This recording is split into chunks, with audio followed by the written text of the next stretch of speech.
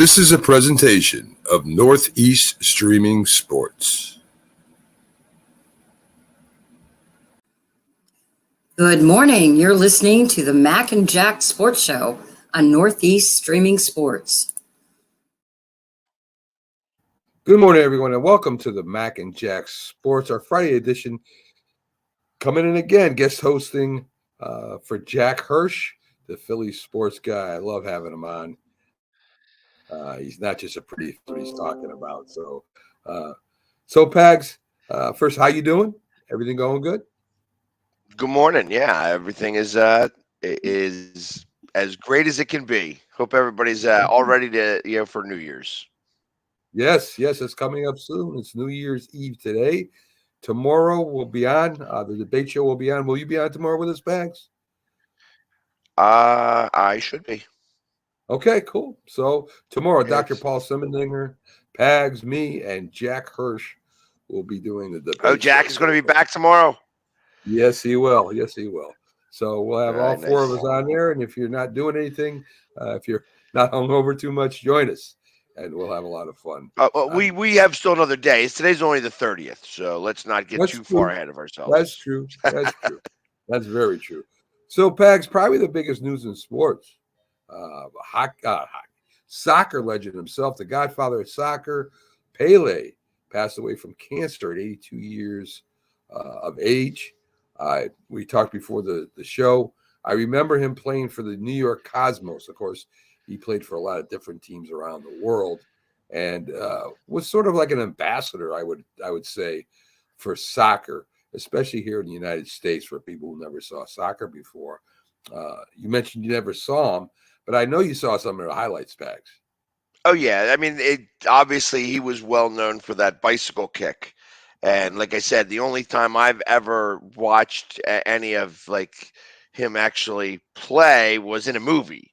Right. So it's you think of if you're from Philadelphia, it's likely that you have seen that movie Victory because it came out just after, like in between all of the Rocky films. Right. So and it was this movie about I guess somewhere around World War II, and how these prisoners of war were meant to play a soccer game against the I guess it would be the Axis.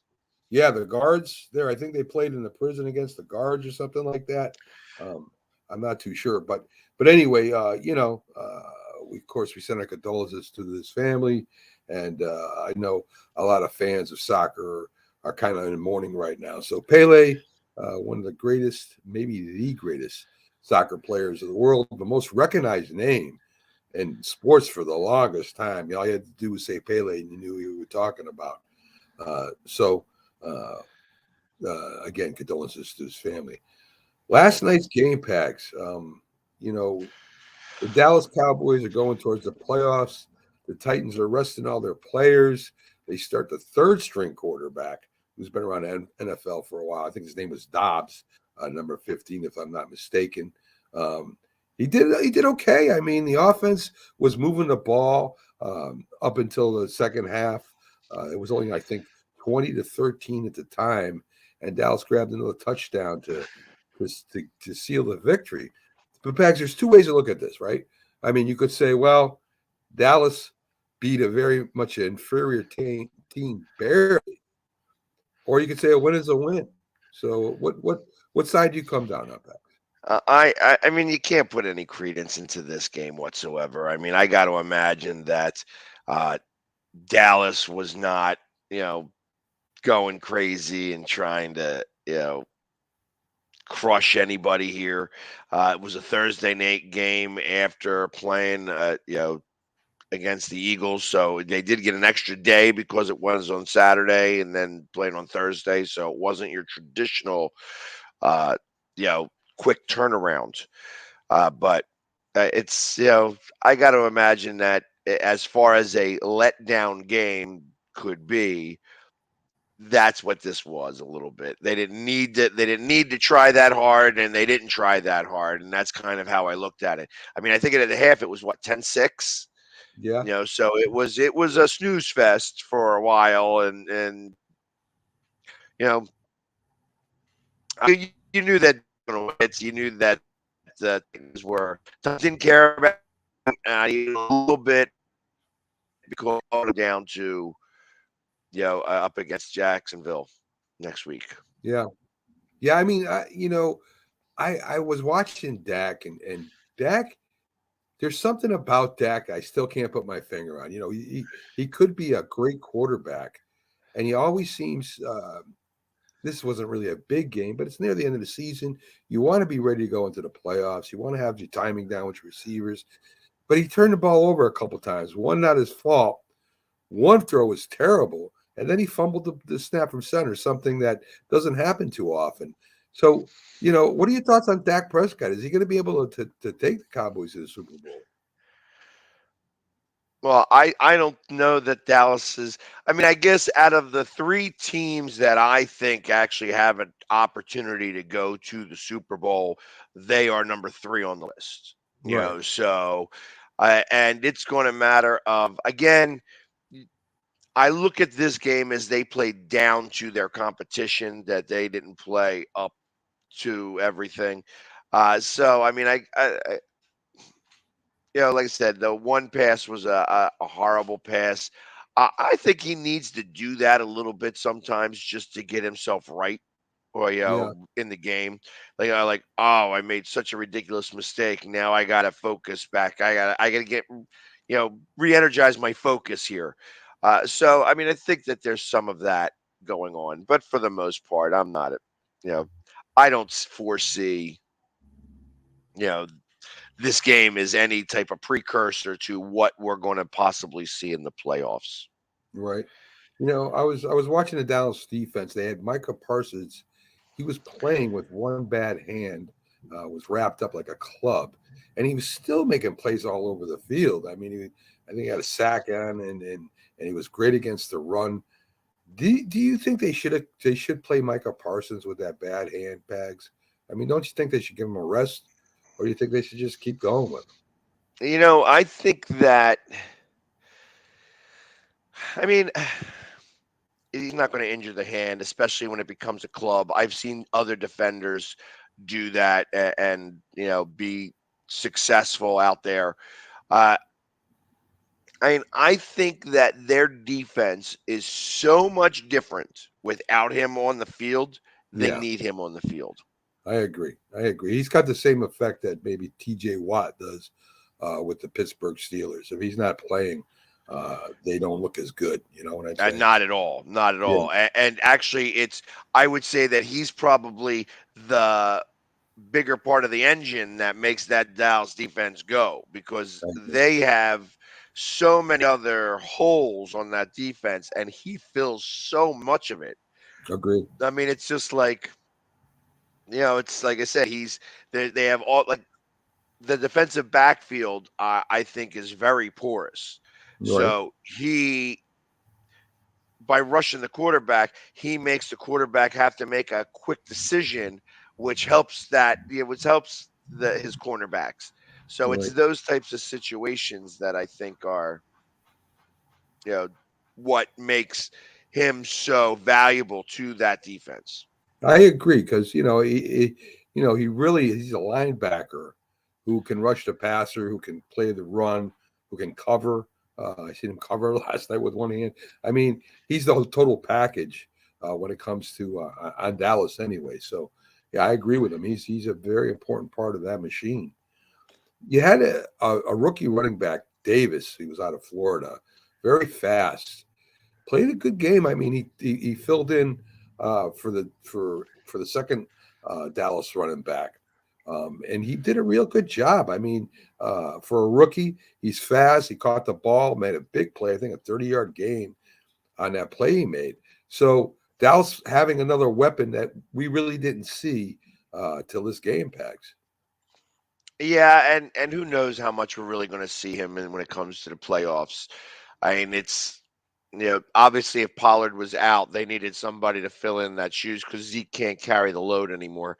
I mean, like right now, Zeke is I look at him as a third and short back. I mean, Right. that there's no need for him to be anything else beyond that because Pollard should get the crux of the carries right now Right. because he's the better back.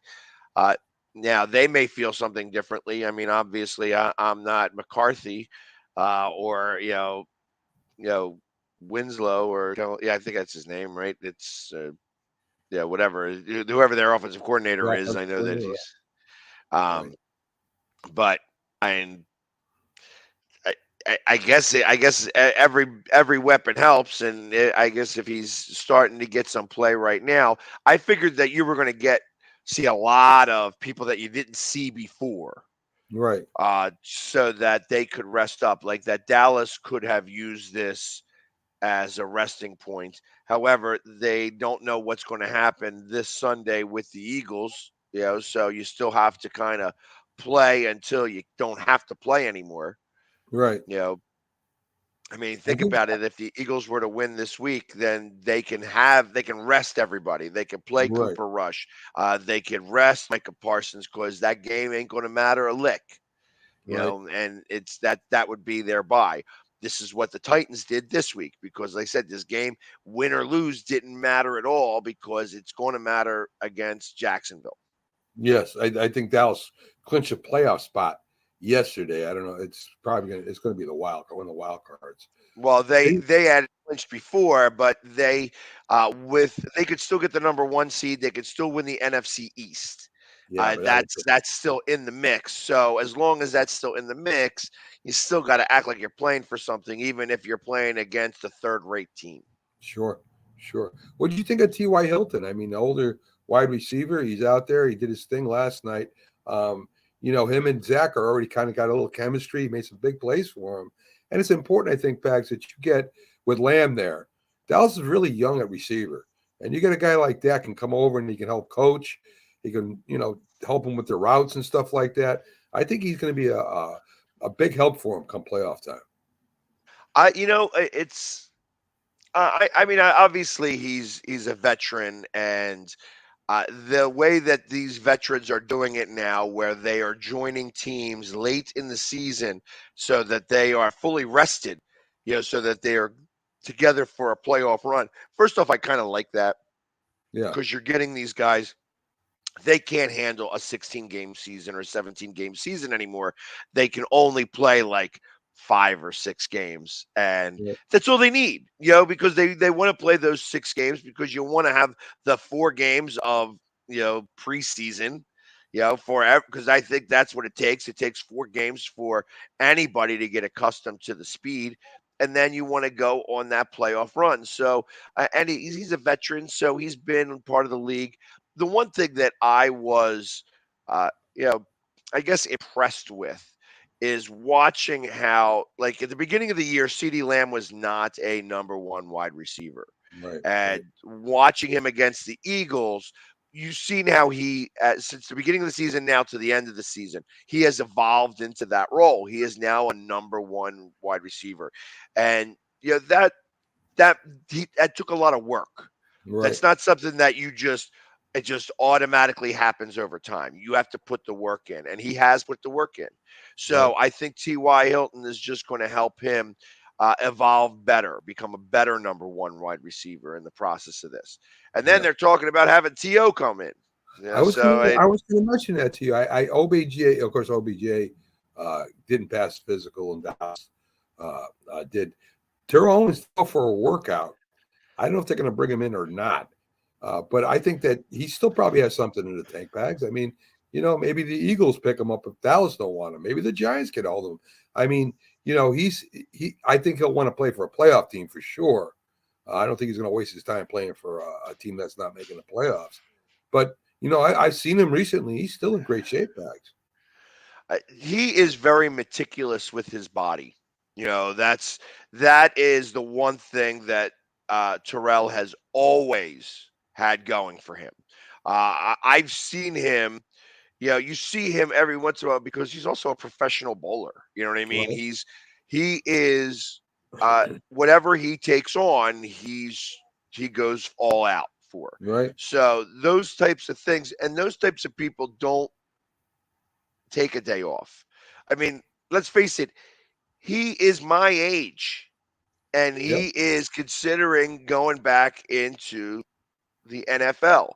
If he was to Right. go play there, I think that he's older than Morton Anderson, was when, and Morton Anderson was a kicker. He's going to be catching the balls and taking hits. Yeah. So I don't know. I don't know if he really can do that. And like I think about when Chris Carter, he retired for 2 years and then tried to go back out there and he took a hit, that first hit, and that was it. That was done. Yeah. And I got to imagine that I don't know if Terrell is you know ready for that type of action. But again, for a playoff run, I mean, he could even be a really good decoy. Right. Yeah. Yeah. And he is in good shape. So better shape than most people. I'm up there too, Pag. So, I work out and stuff still a little bit, but that man's Yeah, I mean, I'd flex. I'd take my shirt off, but I don't want to. I don't want to really make anybody too nervous. So, yeah, don't do well, that. I got my 6 pack. It's 6 pack, and Yeah. with a couple of extra cans on the side. There you go. There you go. So we talked about it yesterday, but people that had tuned in yesterday, everybody knows J.J. Watt is retiring at the end of the year. At least that's what he says. Unless he pulls a Tom Brady, comes back. Just had a baby, wants to get out. Probably be one of the analysts in sports. I know he'll stick around the NFL. He loves the NFL. But J.J. Watt has done something only a couple other people have done. Right? He's definitely a first round Hall of Famer. When they do consider him. Is he? Is he a first? Is he a first ballot? Like I think I so. believe that he's a Hall of Famer, and I guess when you think about Hall of Famers, it's like, okay, is he making it in the first ballot? Like just because you're assuming he's a Hall of Famer and everybody else assumes that as well, does that make him a first ballot guy? I'm not 100% certain on that. Yeah. That's. I mean, just because I believe he's a Hall of Famer, I don't know that he's going to get all the votes right away. Well, the Hall of Fame is about popularity too, Pags. Not just about playing a field, which, no doubt J.J. Watt has proven himself as one of the best defensive linemen of all time. But it is also popularity. And J.J. Watt, is very popular. He's played for a couple teams, and he's always playing tough. And despite the injuries, I mean, he's been injured a lot, Pags, and he still keeps coming back. So I think he's a first ballot, maybe not, maybe second, who knows? But he's definitely going to get in that Hall of Fame.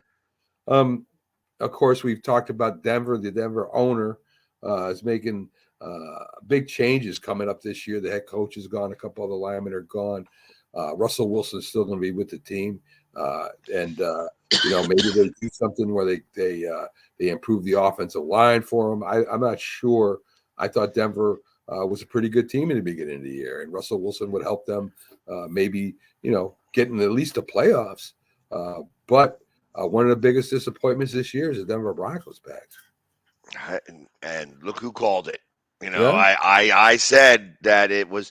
I mean, I was watching something, I guess, from Good Morning Football or something like that, or it was like Good Day Football, where the guy was saying that Steve Carroll knew everything about Russell Wilson that nobody else did, that he kind of saw something in Russell Wilson initially that he was able to bring it up, bring them to a Super Bowl, back-to-back Super Bowls, and then saw enough in Russell Wilson to know that he was done.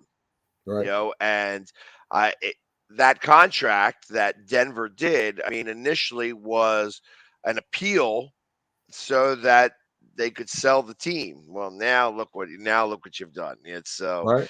I think it's going to be interesting to see how they work around this. He's a mess. I don't Yeah. look at him as a great quarterback, and it's. I think he's going to be better next year than he is this year because he's got pride. You know what I mean? And he's going to work at his craft. He's not going to just sit back and be like, well, this team sucks, so I'm just going to do my thing. I think he's going to do whatever he can to try to get better.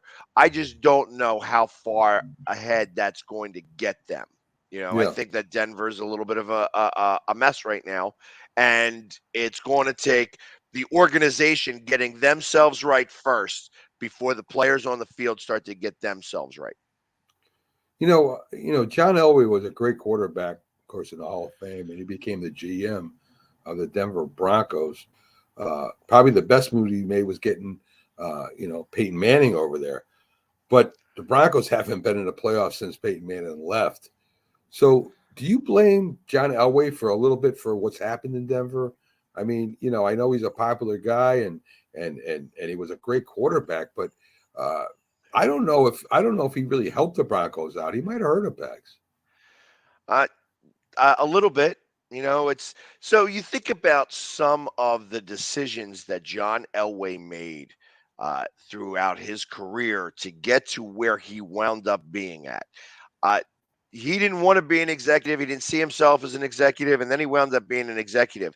In the process of that, he wound up costing himself, I think it was somewhere close to like $700 million because of the decisions that he made. Like, had he just taken the deal from the Broncos when he was offered it, like he was offered an ownership share, and he's Right? like, yeah, and I'm not really thinking about this, blah, blah, blah, blah, blah. And then he wound up staying with them and stuff like that.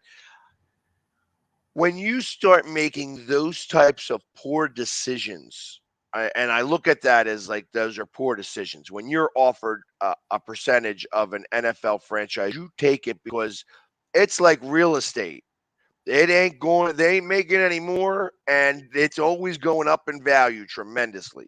Right. So the fact that he didn't take that deal when he was supposed to, it's just and I feel like that kind of carries on. Like, you know, he was a good player, but that doesn't mean good talent. And you Right. don't know what it is you're seeing. And I think that the further he got away from the field, the further his perception got of what talent looks like. Yeah. Yeah. Yeah, he wasn't.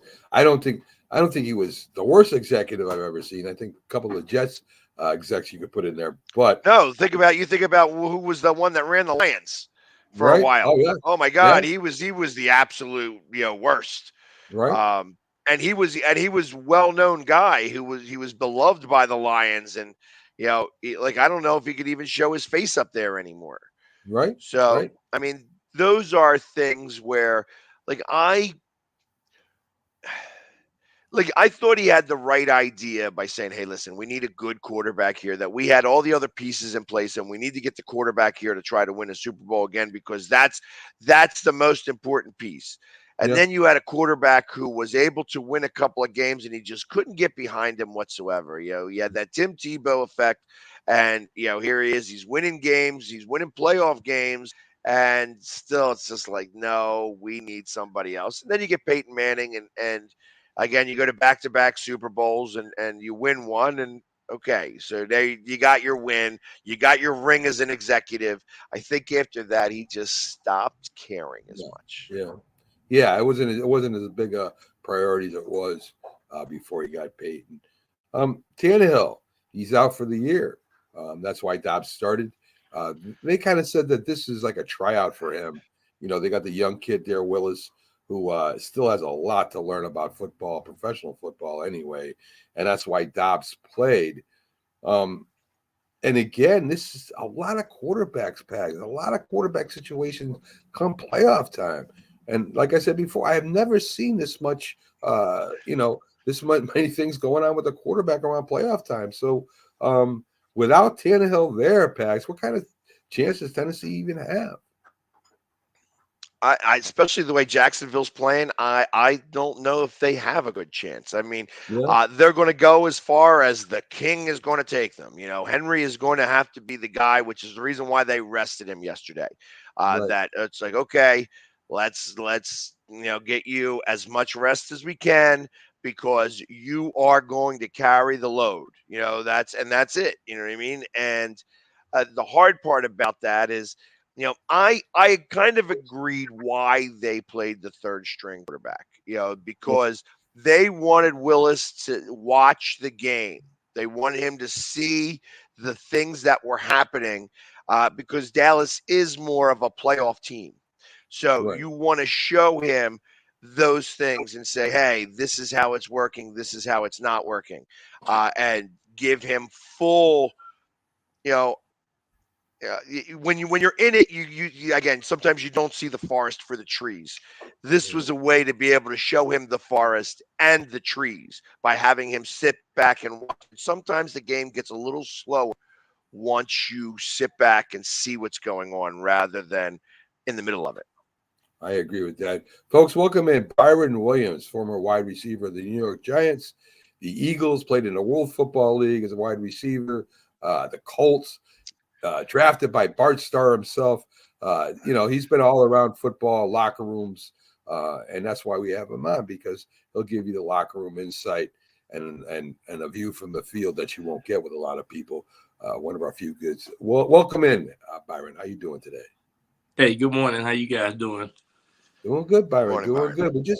We're talking a little bit about last night's game. Dallas Dallas playing the Titans, and I'm watching the game, as I told Pags, Byron, in the first half, and it's 10-6 at halftime, and the Titans are giving Dallas everything they could handle, and that was with a third-string quarterback and one starting offensive lineman. The defense was pretty much intact, and they played pretty well. What do you think, Byron? Do you think that Dallas has what it takes? They clinched the playoff position already. Do you think they have what it takes to take it to the next level and maybe get to the championship? Yeah, I think they are almost there. I don't think they really playing like the 49ers and the Eagles. I just think that, the Cowboys are, still have players that's, got question marks mainly in the secondary and some of the inconsistency with Dak Prescott, and then some of the receivers, couple like last 3 or 4 interceptions that Dak's got was caused by some of the receivers as well. So little things like that can hurt them in the playoffs. They're not really focused. Of course, Tony Pollard wasn't playing last night either, so they still got some some things that they need to be concerned about, I think. Yeah, I mean, if you look at the wide receiver crew there now, Byron, T.Y. Hilton comes back and off the street for a week, and he's playing, and he's looking good too. I mean, for an older guy who, he worked really hard with Prescott to get the chemistry down. He looked good. Lamb's looking better. I mean, the Cowboys have the potential there to really take it to the next level. But as you said, I don't know Dak Prescott really makes me, he drives me crazy. Great athlete, smart, knows football, but he makes them plays. He throws that one interception or that he shouldn't throw, or he fumbles a snap from the ball. And I understand, that happens. But when your quarterback is inconsistent like that, I mean, it's hard for me to imagine that the Dallas Cowboys are gonna do much in the playoffs, Byron. Yeah, I mean, once they hit the playoff, it's gonna be a whole different story. You can't make those mistakes that they're making for sure. And I was happy to see Josh Dobbs play. They brought him up from Detroit. I got a chance to meet him last March. We was at the NFLPA convention together, leadership convention, and he was there. And a great guy. Played golf with him. Just glad to see him get a chance to play. And I was happy to see that he came out of Tennessee 6 years ago, 2017, and being able to play. That just goes to show if you on that line to where you can play and you're not your backup. Sometimes you learn so much just watching. And I think he showed that last night, and I was happy to see that young man come in and make some plays for Tennessee. I was talking to Pags, and we were talking about the quarterback situation around the NFL. And I don't know about you, Byron, but I don't remember this much, quarterbacks, getting hurt and getting benched and putting other people in during the, for the playoffs, and like with Dobbs there going in and this, how can Dobbs, and I think the answer is he can't. How can Dobbs get ready to make a little run here? I mean, they still got to beat the Jags out for the first place. Mm-hmm. And I don't know if they can do that, Byron. In fact, don't they play this week? Don't the Jags and the Titans play this week? Yeah, I think they play. They play coming up. I know. I think the Jaguars play Miami or somebody, but I just know that Okay. the inconsistency with some of these quarterbacks and with the coaches too. I think it's kind of like a case to where you got to learn faster now than ever before in this modern day football because of the changes with the coaching staff and with the injuries and things like that. You got to be ready to go. We talked about last week. We talked about having two good quarterbacks able to go because injury is just a hair away from the next guy stepping up. So you're absolutely right. It's a different game this day and time. Yeah. The Tua is out in concussion protocol. He's out for the year pretty much. Maybe he comes in if the Dolphins advance, but he's out concussion protocol. Carson Wentz starting, and White starts for the Jets. And again, all these different moves with the quarterback. Teddy Bridgewater will be playing for Miami, and I know he's not a tremendous quarterback. He's more or less a field general to hold the team together. With him and Tyreek Hill and Waddle, they're still pretty formidable on offense, Byron. Yeah, I think Teddy is a game manager. He don't make mistakes as much. He's been around the league long enough to come in and be consistent. I mean, he played well when Tua went out early in the year. So I think they're gonna be in a good situation to win some games. I mean, he might not put up the points that that Tua could put up, but he definitely can come in and manage the game and not make stupid mistakes. And and Carson Wentz, he getting another opportunity, and that's exciting. And I think the Jets are in a much better situation with White, coming in to play this week as well. So, that's a good example right there. Those quarterbacks are coming in and being able to help teams that's still able to make the playoffs. I do expect. I mean, so there's been again these quarterbacks carousel that happened at the beginning of last year, and now you have like Marcus Mariota walked off the team, says, "Oh, you're benching me? I ain't coming into play." Again, you have Zach Wilson who's been benched. I mean, Tannehill's hurt, so that's a whole different scenario in comparison to that. You have Derek Carr, which is that whole debacle of what's happening over there is ridiculous as well. I mean, it's is there? I mean, short of the few spots, where, okay, like I think Jalen Hurts is probably going to remain the Eagles quarterback. Dak Prescott's probably not going anywhere. Everywhere else, like you could almost say that every quarterback is up in the mix. We saw 7 quarterbacks switch teams last year or at the beginning of this season. Do you expect that there's going to be a big movement of quarterbacks? And is there going to be a lot of quarterbacks that we're starting now that are going to be backups because this draft is so rich in quarterbacks that they're going to try to switch to the new guy coming in? Yeah, and you're also Russell Wilson in that mix as well. It's amazing that the mixture of movements and changes that's going on around the NFL with quarterbacks, and it's high expectation with the draft coming up with quarterbacks expectation. I think sometimes you get that carousel of quarterbacks. I remember when I came into the league, we had 5 NFL quarterbacks went into the first round. Dan Marino, John Elway, and those guys, right? So you maybe see that every 20 or 30 years, 40 years or whatever, to where the quarterbacks ain't playing consistent enough that these teams are looking for some more consistency in quarterbacks, and because the teams are built around quarterbacks. It's the most important position as we know. So I think too, you're gonna see a lot of movement because look at New Orleans. I mean, you just look at the different teams and you can see that there's a lot of Atlanta, a lot of inconsistency with the play and the leadership. And quarterbacks have to be the leaders. They got to see on their jerseys, they're the captains and expectation. And then most of the guys are making $30 million plus now. So it's very important that these guys see the investment. I mean, I'm out here in Vegas right now, and I hear you hear a lot about the Derek Carr situation. He was subject to make a certain amount of money by within the next 2 months, and so there's a I guess a siege now of where how much money these guys making, what they're doing on the field, touchdown, the interception ratio. I mean, there's a case scenario of things that's going on. Yeah. Let me ask you about Carson Wentz because he played for the Eagles. He did a good job when he first came in. Could have been, I don't know if he was rookie of the year or not, but I know in his first, 13 games or so, he played great. Got hurt.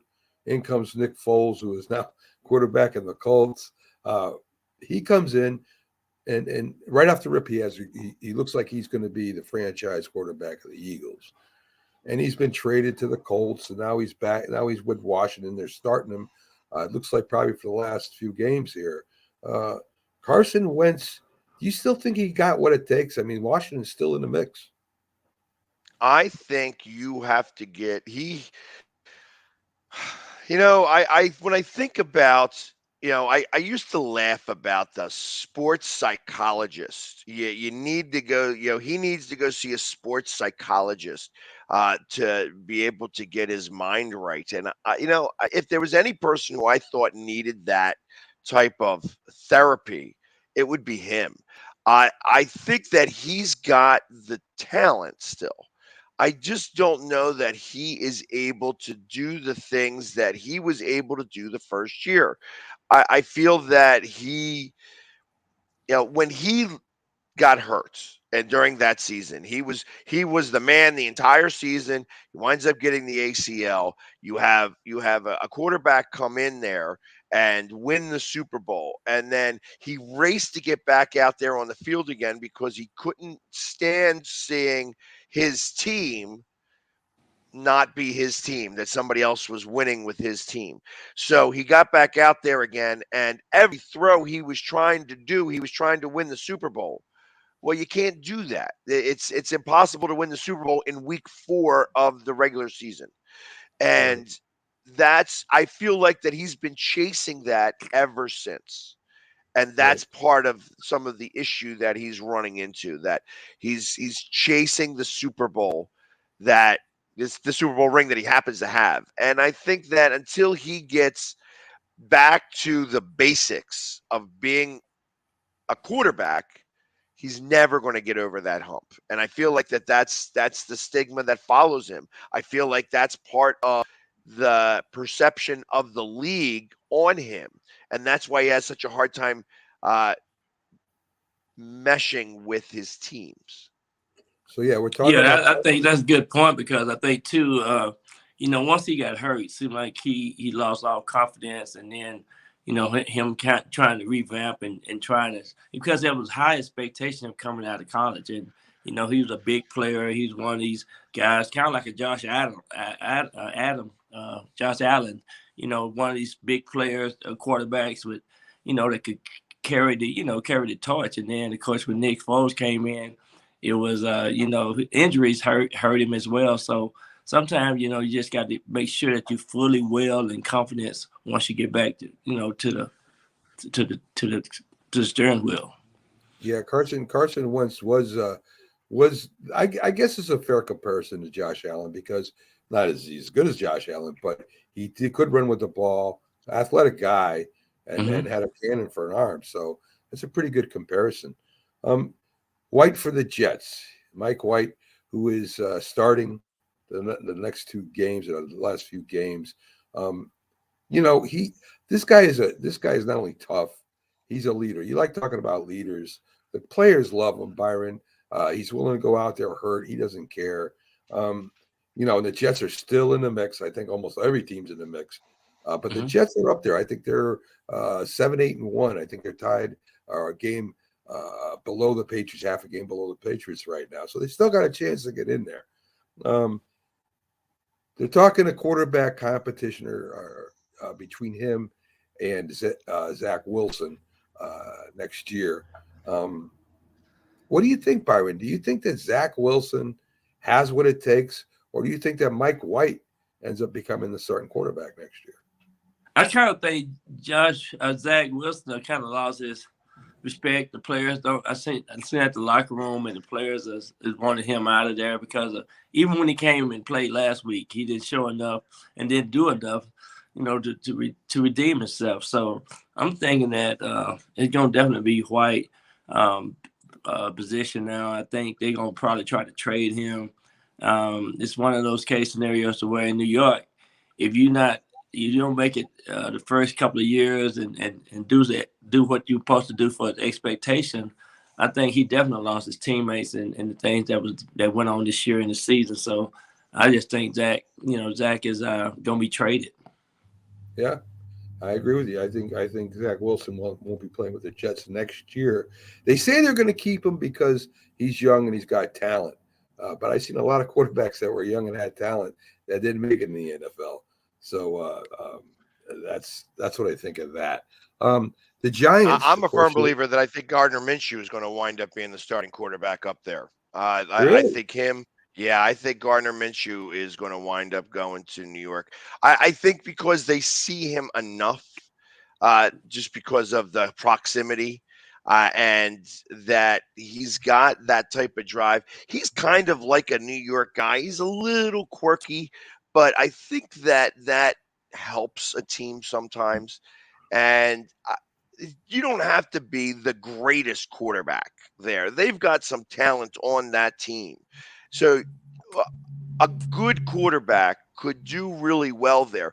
If they had a good quarterback now, and I'm not saying that White isn't a good quarterback, but if they had a good quarterback instead of Zach Wilson, the moment that Zach Wilson situation started to unfold and unfurl, which may have happened in the very beginning of the season when he was told that he was sleeping with his mom's friends, you know what I mean? I think that type of media coverage really takes away from everything else, and you start to think of things in a lot of different ways. And ultimately, I think he started sniffing himself, and that's what became the issue. So I wouldn't be surprised if I see Gardner Minshew up as a Jet, or in a Jets uniform, or Marcus Mariota, since he's it's one of those guys I think that the Jets are going to be able to run with and not try to choose another quarterback. But I think Zach Wilson's going to be off of this team. He's going to wind up going somewhere else, because I don't think that I think sometimes you got to bite the bullet. And if you try to, we put a lot of resources in him, and you're trying to save face on a decision that you made from a couple years ago, it's sometimes you got to realize, hey, listen, I'm going to cut my losses. And even though this loss may be a big loss and it says that I was wrong in this decision, you're right in the long term. And Jets are known for having the situation not for long. I mean, they get rid of players and coaches, and that's one of the things. If you're not there to make an immediate impact on that with the team, then they make moves. You mentioned Marcus Mariota, and you also said that he walked out, which he did. I mean, what team would want a quarterback that quit on him because he got replaced, or the team wasn't working underneath him, and they made a change? I mean, what team would be willing to take a quarterback who's supposed to be your leader and quit? I sure wouldn't, Pags. Well, so go ahead, Byron. No, I was gonna say that was high expectation for Marcus as well. Coming out of Oregon, and where he's been and how he's been shuffled around the league. I think now he's just somebody that can fill in if possible, because he hasn't had every opportunity, out there to become an immediate player, impact player. And I don't think he's capable of being the player that they thought, because they were saying that they had high expectation of him in Atlanta this year. And they was doing well for a minute, but somehow they started back to the old ways. He didn't make the impact. So I think he lost the team, the confidence, and one inconsistency in their play. Yeah. And I think this is one of those times, especially right now with the NFL. I think that, like I said, I feel like that the NFL stinks this year. In the grand scheme of things, I feel like that in previous years that the product was a lot better in general, and now I think this year, in comparison to previous years, the product has not been as good. And I kind of feel that players are able to blame organizations for their ineptitude and use that as an excuse, saying like, you know what? I mean, if I was Derek Carr, I wouldn't want to go back to the Raiders again. You know No. what I mean? It's like I just say, yo, it's this franchise is a mess. The Yeah. reason why they can't win games is because the franchise is a mess. They got Yep. starting from the owner and working their way down. And you could almost say the same thing with Atlanta, that they've had similar problems. It may not be as well, media coverage because it's in Atlanta, and in football, football in Atlanta is like the third best sport behind soccer and baseball. So Right. I mean, you can get lost in that mix, and that the ineptitude of a whole franchise could turn out to be, you know, a good enough excuse for another team to want to take a flyer on you. The fact that he's been on 3 teams and he hasn't really done well is maybe another reason why he wouldn't be able to get another job. But I think that somebody's going to pick him up. Yeah, What about? he'll be a good second or third string quarterback. You know. Yeah. Yeah. Well, you mentioned, the Raiders and the problems they're having there. Well, they just moved to Las Vegas. And of course, Las Vegas, I think, if I'm not mistaken, paid for the stadium. I don't know if the owner went in on it or not, but they had high expectations of the Raiders coming out there. And to me, they're still Oakland Raiders. The Oakland Raiders, Oakland loved them, but Davis moved out and he wanted more money, as a lot of owners do. But I mean, how do you think the the community around Las Vegas is reacting right now, guys? I mean, you paid all this money to build a stadium, to bring a team in here, and now it's just a mess. Yeah, I just think it's so much going on here in Vegas that sometimes, it's so much distraction. I think you need to be at least 40 miles away from Vegas, have a remote location, and get your players kind of away from, you have to be football focused in the National Football League. And I think too, this is like an entertainment excitement place, and people just come here for, for what they have, what they can get. But I just think too, this maybe not a football city, but it's a Yeah. lot of fans. I mean, you see people now with their license plates, right? That's license plates, so people are wearing the paraphernalia. So I just think it's not the place right now that they thought it should be, but maybe in a year or two it might max out to be where it's becoming more Change around. popular, more fan oriented. Yeah, yeah. I mean, we got Captain Jack, folks. Check him out. He's on our YouTube channel too. Big Raiders fan. He's one of the super fans over there. Does a really good job on the show too. Let's get to our team, Byron. The Giants. The Giants can clinch a playoff position by beating the Colts here Sunday. They're favored by 6.5. The contracts for Saquon Barkley and Dan Jones are coming up. A lot of things are riding on this game. Not only playoff positions, but probably the future of at least Daniel Jones, Byron. Yeah, no doubt. I just think too. I think Brian Daboll go have these guys ready to go.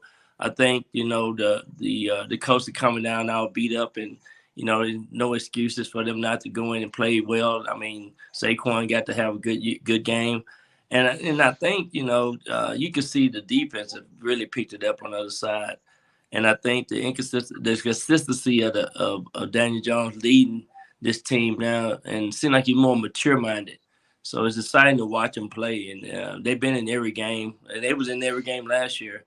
So the Giants do have some good players on the team. I just think it boils down to them just staying focused and taking care of this game situation. I know back when we turned things around from the losing part of the aspect to start winning. I think now the players need to know that there's not too much room for errors and mistakes. And you can see some of the bonehead mistakes some of these teams are making now.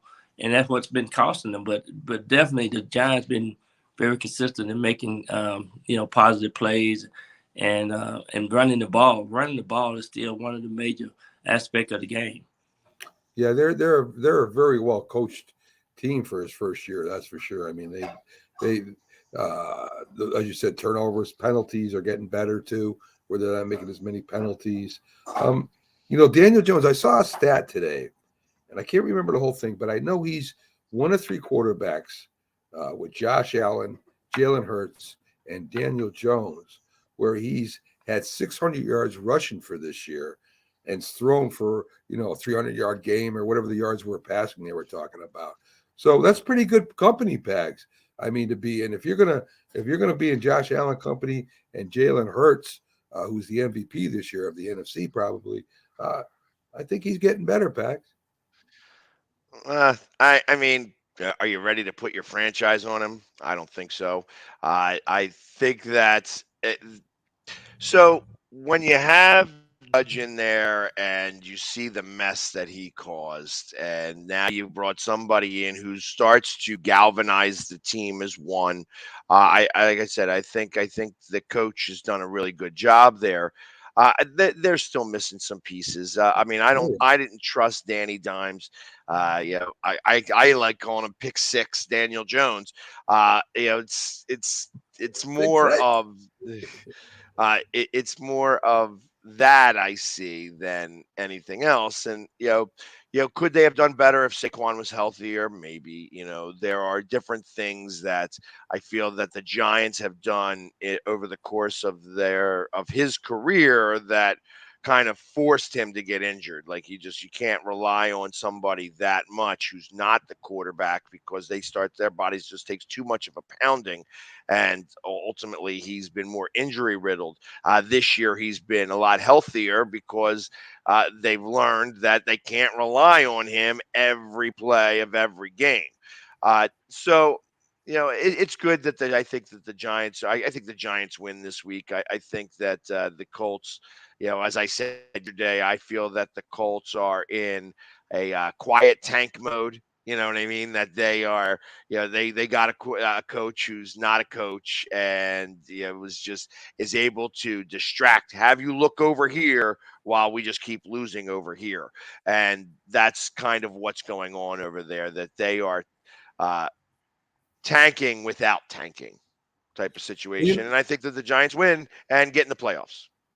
I want Byron, to say this about Daniel Jones, though. I want to say that I think he deserved a contract. I think what he did this year with the inconsistency of all the coaches that they brought in the previous years, I think being in that carousel is one thing, but now I think he's now settled down. He's more mature-minded. I think he's just given the opportunity. I think he can really, be a good quarterback. I think he deserves a contract. I think, unfortunately, he signed a 5-year contract when he first came into the league. But, I think, too, it's all about the timing. I think what have you done for me lately, too, but what he's doing now, I think, has been pretty consistent. I mean, you saying, he's been rushing for so many yards, and he's been doing that in the previous 3 or 4 years that he played. And I just think, too, him by being sacked 55-plus times this year, that just goes to show you that a lot of quarterbacks would be on injury reserve taking that many hits. So you got to look at it as a whole bag of things that he had been challenged with while he's been there with the New York Giants. Yeah, do you think how much of a contract do you think he should get, though? I mean, that's going to be the hard part when you're seeing these franchise quarterbacks getting these astronomical contracts, and like without trying to give him something that size. What does that say? I mean, because every franchise is saying, "Hey, we have to pay our quarterback this much so that we can prove that we have the confidence in him," when he doesn't deserve that type of contract. So, I mean, is he going to accept like $20 million, $25 million a year for a few years, or is that something that's maybe like he's going to want to go to a free agent and see if anybody else is interested in him? I think based off of how he completes this year and how far they get into the playoff, I think he's going to look at some of the some of the other quarterbacks. I think probably between 25 to 38 million a year would be really good because of what he have done. I mean, the 5 years that he's been there. But if he turned they turned the Giants around this year. So I think he deserved a contract. I mean, you giving Deshaun Watson and Russell Wilson contract. I mean, he playing much better than those guys. So you have to look at and plus he was the offensive player of the week I know 1 or 2 games this year too, which is saying something that he played well for a quarterback. I think when you're judging Daniel Jones, it's not just it is his physical attributes, but it's also his mental attributes and it's his leadership. I don't know any quarterback out there that you could say is tougher than Daniel Jones. I think he's a true leader. He's not gonna be a quarterback like a Jalen Hurts or a Josh Allen. But I think he's fairly accurate. He does really good with what he's got. I mean, he's making Slayton look like almost an all-pro this year. I mean, he really does a good job for the Giants. He deserves a contract. As you said, Pags, I don't know how much or how long of a contract you want to give him. If you want to draw it out, is it going to be guaranteed? That's another question. I don't know if you guarantee that contract, maybe guarantee part of it. Maybe you front load it. There's so much stuff that they can do with contracts today. So I think he gets a contract. I know Saquon will get a contract. There's no doubt there in my mind about that. They don't want to lose Saquon Barkley to anybody else. But I think Daniel Jones deserves something for everything he's been through, especially before this year. And this year, as Byron says, I mean, he's the leader on the field. So I think he deserves something. And I always look at the offensive line too. His offensive linemen hadn't been that good. I mean, now they're getting better, and I think that's a big point. A lot of sacks this year still, though. And they still going to the playoffs. Look like. Yeah. So, and the one thing that I would say about the Giants is that they are not typical ones to flip-flop around. So the fact that they changed coaches as often as they have in the last couple of years is a little different than how they've typically operated. They usually like to ride them out a little bit. Same thing with quarterbacks. That they like to ride out the quarterback some. I mean, they had Eli Manning for such a long time, and then you wind up, you go to Danny Dimes, and once you get to him, you've stayed with him. I mean, they've been consistent with him 100% in terms of as long as he's healthy, he's been their starter. So it wouldn't surprise me for them to keep him. It's just, is that the right decision? There has been, different than most years with the Giants, there has been some fluctuation. They got rid of Gettleman last year. They got rid of their last year. So there is a different mindset now of this general manager. And is he going to feel that Dan is the answer moving forward, or is he going to go to the draft this year and think, okay, maybe it's time, since this is such a quarterback rich draft, let Danny Dimes go and figure out what he's going to do in free agency and pick up a quarterback now that we don't have to pay a lot because we're going to pay Saquon some money, and start to evolve him and see if he's the better answer. I think you covered a lot of things there that are interesting. First of all, the Giants ownership, they have 2 owners. They have Mara, who is more of a, he says, if we're hiring you for Daniel Jones, we want to develop Daniel Jones. Where Tish is more a businessman. Tish is the one that will do the most of the firing there. Mara kind of takes care of the player side, and Tish handles the business side more. But again, Pags, I mean, the Giants are going to the playoffs. This is the first time in years they're going to the playoffs, and part of that reason is Daniel Jones. So I think they keep him. And if they do draft a quarterback, if the Giants do, I would imagine he'd be second string until he got better, and then maybe they get rid of Daniel Jones if Daniel Jones can't do it. And I would be all for that. Give him a shot. If you can't do it, push on. I mean, we've done it before. So, And I think too, playing in the New York market is you got to be a special person.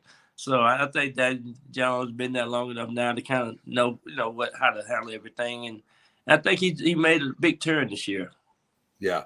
I think this is hopefully one of many, because if we're going to fight the Eagles and the Cowboys, we sure got to get a lot more talent on wide receivers, and Daniel Jones has to progress even more for that to happen.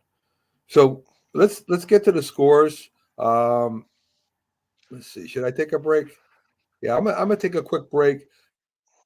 Byron, are you going to be able to stick around, or you got to get going? I need to probably get going here in a minute, but I definitely enjoyed you guys, and I'm still on this 5 o'clock time. I hear you. I hear you, Byron. Yes, sir. So, folks, hey, Byron, just so that you know, I'm gonna reach out to you sometime this week after the New Year. So have a great New Year. But I'm gonna reach out to you. I got some things I got to ask. So just to give you a heads up. Okay. All right, Byron. Thanks. Byron Williams, ladies and gentlemen, always in every Thursday. Does a great job breaking down the NFL and analyzing it for us, and a great fan of the Giants too, which is very important. Is why he's on the show, really. So, Byron, you have a good one, my friend, and we'll see you. And we'll see you next week. Happy New Year. Happy New Year, guys. Byron. All right, folks. So Byron Williams and Keith Engle should be on right after these promotions. Of these promotion break we take is all the great shows that are on the network, folks. So if you got a chance, stick around and check out some of the great shows we have here. He was a Giant, and he was a Cowboy. Now these two former rivals have joined forces to bring you the most insightful, perceptive, and controversial sports talk podcast in America. Former Dallas Cowboys defensive end Jim Jeffcoat locks horns with former New York Giants wide receiver Byron Williams. And now, here's Byron Williams and Jim Jeffcoat. If you like the sweet science, get ready to talk boxing on the Gloved Fist podcast with top boxing writers Frank Latirzo and Jack Hirsch. Frank, a former amateur boxer out of Philadelphia, writes for NY Fights and can be seen on the Boxing Channel. Jack, an amateur boxer who competed in the New York Golden Gloves, was a 6-term president of the Boxing Writers Association. And now, here's Frank Latirzo and Jack Hirsch. You can see right now, without LeBron, Lakers are struggling. Let me tell you about a team I hate, all right? I know the Dallas Cowboys fan is here, so I had to make sure he knew how much I hate this team. I'm ready. I've often said that the people who run baseball, they try very hard to ruin it. I'm from Brooklyn. I don't have a problem saying it to his face. Oh, I'm from Brooklyn. Hey, get us any.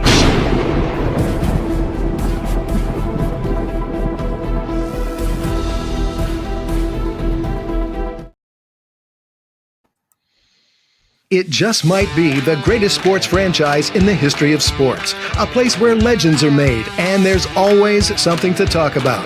Get ready to immerse yourself in pinstripes. Start spreading the news, hosted by Paul Semendinger and E.J. Fagan, a couple of doctors with a prescription for Yankee fever. And now, here's Dr. Paul Semendinger and Dr. E.J. Fagan. Get ready to start spreading the news.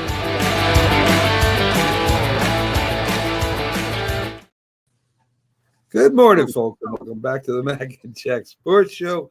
Let's welcome in our TGI Sports host, one of the best shows on our Northeast Streaming Sports Productions, Keith Engle. Thanks for coming in, Keith.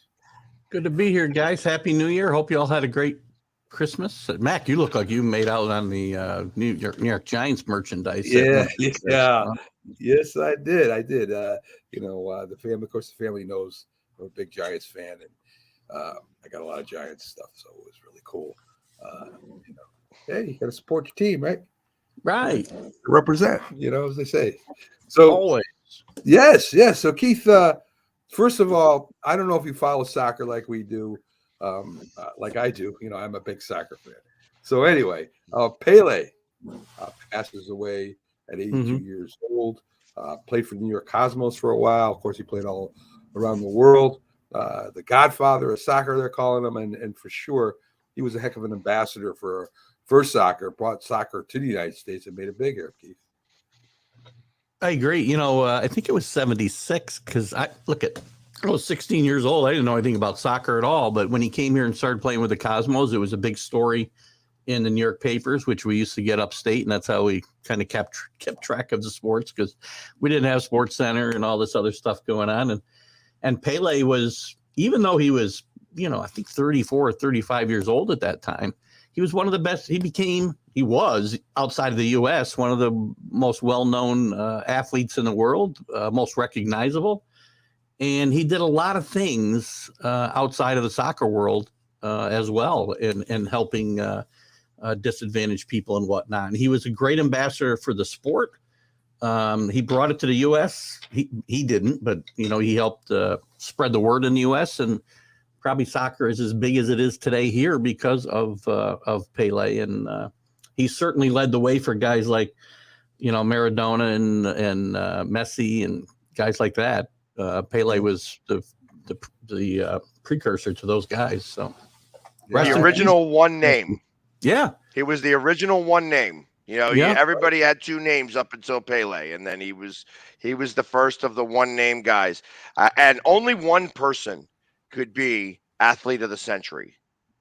That's when you think about that. I mean, when you think of all of the athletes that were thrown into the mix for everything of the 1900s, from 1901 to 1999, he was the one that they chose as athlete of the century. Well, that's a major honor. You remember ESPN did the top 100 athletes of the century? He wasn't number one. I don't wonder where he finished in ESPN's pool. I think ESPN's was Muhammad Ali, I believe. Yeah. It was Ali, Jordan, and Ruth were number one. To me, Babe Ruth is number one, but and always will be, because every other athlete after Babe Ruth owes a lot to Babe Ruth. But Pele. You could also throw Wilt Chamberlain in that mix. Yeah. Some people would argue Bill Russell, but I mean, I'd think Wilt Chamberlain. Guys that that change sport specifically. Like they had to make rules because originally he was dunking foul shots. Good point. You know what I mean? So they're like, nobody can jump over the foul line, so just to try to calm him down some. So be interesting, I guess, to kind of think about that, looking back at that.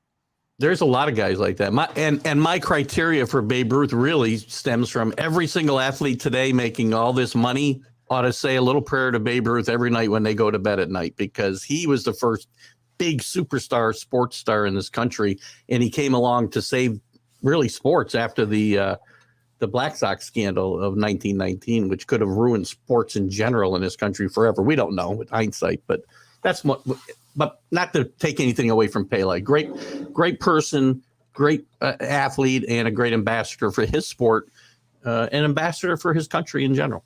Yeah, no doubt. I mean, you talk about people that changed the way we look at sports and the way sports are, and we're not talking about just the sport they play in. We're talking about sports, period. But one of the guys that doesn't get enough credit for changing and people making money, Keith, was boxer Jack Dempsey. I mean, Jack Dempsey had the first $1 million gate. Think about it, back in the 1920s or 30s, they had the first $1 million gate in boxing. So, I mean, he was right up there with Babe Ruth at the time as the most popular athlete. Yeah. Good point. It's quite a feat. But as you say, Pele, wow. If you don't know him, Pele, by the way, I'm pretty sure he's got in his real name has like every letter of the alphabet in it. I saw it the other day. I never knew what his real name was, and when he passed away, I saw it, and I was like, how the heck? No wonder he's Pele. Who can say that? So Keith, there was I wouldn't say a significant game last night, but there was a game that had playoff implications for both teams. We saw the Dallas Cowboys, didn't play too well in the first half against a team that, didn't play their starters. I mean, 10-6 at halftime. They finally, in the fourth quarter, ended up going up and winning 27-13. Mm-hmm. I wasn't really impressed Dallas just didn't look like they wanted to be there the first half. They just looked like they were kind of going through the motions, Keith. So, were you impressed with Dallas last night, or No, I haven't been impressed with Dallas in a month. I mean, they played down to their competition like every week. They could have lost to the Texans. I understand they didn't, and wins are wins, but they could have lost to the Texans. They lost to Jacksonville, who admittedly is playing really good football right now, and they could have lost last week. I'm trying to remember who they played last week. They played Carolina. Who did they play last week? The Eagles. The Eagles, right? And listen. My problem with the Cowboys, and it remains to be Dak Prescott, who's talented. He's a good quarterback, but his game management skills are horrendous. That game against the Eagles last week, he tried everything he could do to give the Eagles a chance at the end of that game. He runs out of bounds outside of 2 minutes to make the clock stop. Then at the 2-minute warning, he's got a pass play. The clock stopped. Then he is going to stop on a 2-minute warning, I should say, no matter what happens. So he doesn't throw the ball away. He takes a bad sack when they could have scored a touchdown to put the game away. They end up winning the game, but not because Dak's game management at the end, and that's going to come back and bite them in the ass. Excuse my French, in a big spot. Yeah. Listen, I agree with you. It just, I mean, and he has the talent. He has the tools. The defense for the Dallas Cowboys are what's going to make the Cowboys win. I mean, I don't care. I don't even care about the running game. If the Dallas Cowboy defense doesn't play well, Dallas is going to lose. Agreed. So once they get up against a high-powered offense, Dallas is going to get knocked out. In a close game, I can't trust Dak Prescott to make the right decisions. I just can't. You saw it last year when he didn't even know what to do with the football at the end of a game. Just hand it to the official, right? They didn't get a playoff in that game because of him. Yeah. It seems to me that Dallas is not going to do anything for quite a while. As long as Dak's there, I don't think they win. Dak is there, they win a Super Bowl. I really don't. Well, I kind of think, real quick before we end that, anything short of a Super Bowl victory, I think Sean Payton may be the coach there next year. So things could change a little bit based on that, but we'll see. As long as Jerry's there, though, things are going to be a problem, I think. Yeah, he likes to hold on to his coach. I know he's Peg's favorite owner. So yes, he is. So I'm glad you brought that up. Your team, the New England Patriots, 7-8. Still alive. I think they're tied with the Jets right now, or half a game ahead. The Jets right now. Still involved, Keith. I mean, you still got a little hope there. If they can play like they played the second half against the Bengals, they got Miami coming up. Miami doesn't have to. You guys got a shot. These last 2 weeks have been just heart-wrenching defeats. The way they I can't even explain the way they lost the game to the Raiders. But last week, in some ways, was even worse. They really overcame a 22-point deficit, played great defense in the second half. The offense played well. They were driving. Again, I don't know that they would score a touchdown in that drive, but I have no reason to think they wouldn't have the way they've played. And then they have a bad fumble to turn it over, and it's over. And with all that happening, they're still, I think, the Titans as well. They're the only team outside of the playoffs that control their own destiny. Right. They win and they're in. And it's not easy. They got Miami, which I do think they'll have a decent chance. Miami hasn't played well on the road. They've lost 5 in a row. They haven't played well anywhere recently. I think they got a decent chance this week. But going to Buffalo is going to be tough unless for some reason Denver beats Kansas City this week and Buffalo's got nothing to play for next week. It's going to be very tough to go to Buffalo and win that game. But with some of the bad losses they've had, the two I just mentioned, the Bears lost, the Vikings, I feel they should have won that game on Thanksgiving night. They're still alive. They got a chance. So at least I got that going for me. I'm not holding out a lot of hope. The odds are not in our favor, but well, I mean, you really are. You have to kind of also be rooting for the Bengals this week. I mean, the Bengals beating the Bills almost put them at a bye next week rather than a bye in 2 weeks. Well, there's two ways to look at that, I guess, Pags, right? They either have no chance at the home field or they've wrapped up the home field, right? So really, I kind of need Buffalo to win and Denver to win against Kansas City because then Buffalo's wrapped up the home field and they got nothing to play for in week 18. That's the way I'm looking at it. I'd rather Buffalo win this week. Right. Because they go, well, because if they lose, they drop down to the number 3 seed, right? Yeah, but that's a good point. It would Yeah, I guess I got to reevaluate the losing end of this. Right now, it seems it's simpler to say, well, if they win and Denver wins, well, they wrap up the home field, they got nothing to play for. Yeah, Right. but Your if they scenario lose, they makes drop down to the number 3 seed, because you can't imagine that Kansas City's got Denver and Oakland left. You have to assume that Kansas City isn't going to, poop the bed there, and they're going to wind up winning both of those games. That's a good point. That's a good point. Yeah, so maybe they would sit guys in part of that game, yeah, and have no incentive to win. Yeah, it's possible. Yeah. I mean, let's. I think they still want to stay sharp too. I don't think they. I do too. I mean, yeah. again, So, I mean, it go either way. It depends on the coach. Keith. There's a lot of, as I told Pags, there's a lot of quarterback things happening that never happened before. We got quarterbacks benching, leaving, being sat, getting hurt. And the Giants, the Jets, and the Pats are part of that too. I mean, we have a lot of questions with our quarterbacks. We don't really know for sure if we have keepers or not. I mean, I think Daniel Jones this year came into his own a little bit more. He looks better than he did in the previous years, and he looks more like a leader, more confident. So I think that's the answer. I'm still not sure, though. I'm still out on Daniel Jones. I think Mac Jones is still, he's only in his second year. He's had his problems. He seems to be gets too emotional on things. Maybe not.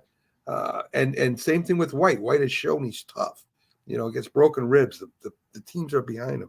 So, I mean, let's just take those 3 quarterbacks if we could. All right. If you're looking at Daniel Jones, do you think he deserves a contract coming up, Keith? Do you think he deserves to get a contract? I do.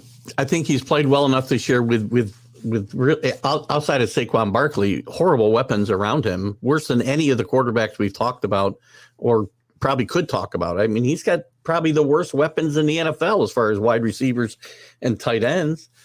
And I think he's deserved a chance to. I think he can. Look at Archie Manning, who knows something about football, says he's good enough to lead his team to a Super Bowl. He's never going to be Peyton Manning. He's never going to be Patrick Mahomes, but he's good enough. And I've said for years on this show, my shows, that if Daniel Jones had gotten picked late in the second round and not number 6, Giants fans would be enamored and would love the progress he's made since he got drafted and where he is today compared to where he was his rookie year or his second year. But he didn't get to pick where he was chosen, and he's had to suffer the consequences of that. And I think it's hurt his development, along with a bunch of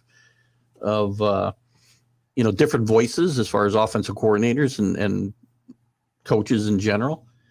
So I think Daniel Jones does deserve that chance, and I think he's shown this year he can be that guy. He's led this team to several comeback wins, again, without the weapons other teams have to work with. Yeah. Well, before we get to yours, let's look at Mike White for a minute. I mean, again, a quarterback that is very tough, that the players are behind. He's got them ribs that are broken. He's going to come and play anyway because they still have a chance. Got a good arm, kind of exciting. What do you think? Do you think the Jets hold on to him? Or is there a quarterback competition? There's so many different things that could happen. Yeah, I think they hold on to him. Whether he's going to be the starter is a different question. I mean, the best thing he brings to that team is his energy and athleticism, I think, and toughness, and the fact that the team likes to play for him. That always is a plus. And they don't like playing for Zach Wilson. I think Zach Wilson, I really think he can play in this league. It's not going to be in New York, though. He's going to make it somewhere else. He's going to have to. They're probably going to have to bite the bullet. And they may bring a quarterback in here because I don't think they've been able to really judge whether Mike White is a guy that can take them to the next level. They've made improvements this year, right? Perspective is everything. If you said to Jet fans, well, I guess Zach Wilson part of it is not a good thing, but that you had a chance to you're still in a playoff hunt with 2 weeks left. You might go 9-8. You could be even 8-9. You'd been happy with that before the season, but being the fact that you started off well, this is disappointing now. So perspective is everything. I do think that Jets will probably look to bring a quarterback in here. And you got guys like Derek Carr that are going to be available most likely. They may look to make a move like that and then let Mike White stay and be the backup, or maybe even gets to compete for a job. I don't know. Right. But there's not enough to really say he's our guy. I agree. Right? Not a big enough body of work there. So we get to your team and Mac Jones. He's, as I said, he's very emotional, maybe too emotional right now. Got to mature more. Still learning the game. And Zappe has come in. I think that's put a lot more pressure on him that maybe he should have gotten. Maybe he would have played a little bit more calmer if Zappe wasn't looking on his shoulder. Or over his shoulder. So do you think that the Patriots should get rid of Zappe next year? If they want Mac Jones to really become their quarterback, Zappe maybe is a distraction key. Oh yeah, maybe. I don't think they should get rid of him. I think he's got some talent. I think he can be a decent backup in this league, and maybe he can play. But by no means do I think. And maybe they can have a competition next year. I'm okay if they do that. I'm just not willing to give up on Mac Jones just yet. He's played pretty well, the last 6 weeks or so, much better than he did early in the year. He's made less mistakes. Is he emotional? Yeah. Over the top? I don't know. I mean, there's a guy who played quarterback there for a long time who was as emotional as any quarterback in football, right? And I'm not trying to say they're on the same level, believe me. But the fact that he cares that much means something to me. And the fact that he knows he's been put in a bad position. Bill Belichick made some bad decisions this year. And the worst ones were taking guys who were defensive minded or special teams minded and thinking they could run an offense effectively. Right. And it has not worked out. And it's very obvious that there'll be somebody else in here. Bill O'Brien name keeps coming back here. And I think that would be very good for Mac Jones and his development. He doesn't have not only a coordinator, he doesn't have a quarterback coach. He doesn't have anything that these other guys have that help them develop. And I think there's still reason to think he can be again, serviceable NFL quarterback. I don't think he's going to be a top 5 quarterback in this league ever, but I think he's good enough to win. I mean, what was Bill Belichick thinking making Joe Judge the quarterback coach? I mean, I see that's the things that are bothering me about Belichick this year. I have no idea. I mean, this is so Bill Belichick has made a career and making Patriots really good by putting guys in positions to succeed, whether they're players and even coaches. And this just is the antithesis of that. He took a guy who's brilliant on defense and said, well, we ought to be able to transfer that to offense. Well, maybe in theory, a guy who knows that much about defense knows what offenses should do to beat good defenses. But in reality, that's not a good plan. It's worked before, Keith. It's worked before. I'm sure it has. Yeah, but I mean, I can see that. I can't see putting Joe Judge in charge of the quarterbacks. That's neither one. Look, Joe Judge is a special teams guy, right? Put him in charge of special teams. Yeah. I want to wake up from my nightmare. I think I didn't get a chance to give you last week. You told me to have my Christmas wish for my team, right? We didn't get a chance to get to it on Sunday. My Christmas wish was that Bill Belichick woke up from this nightmare he's been in for a year, moves Patricia to defensive coordinator, moves Judge to special teams coordinator because our special teams have been awful most of the year as well, and brings in a real offensive coordinator, whether it be Josh McDaniel because he's one and done or Bill O'Brien because he's ready to get out of Alabama. Yeah, listen, I'll be very happy next year, and I guarantee you Mac Jones will be as well. Yes. And I liken that whole idea of what he did to something that Andy Reid did at the end of his career in Philadelphia.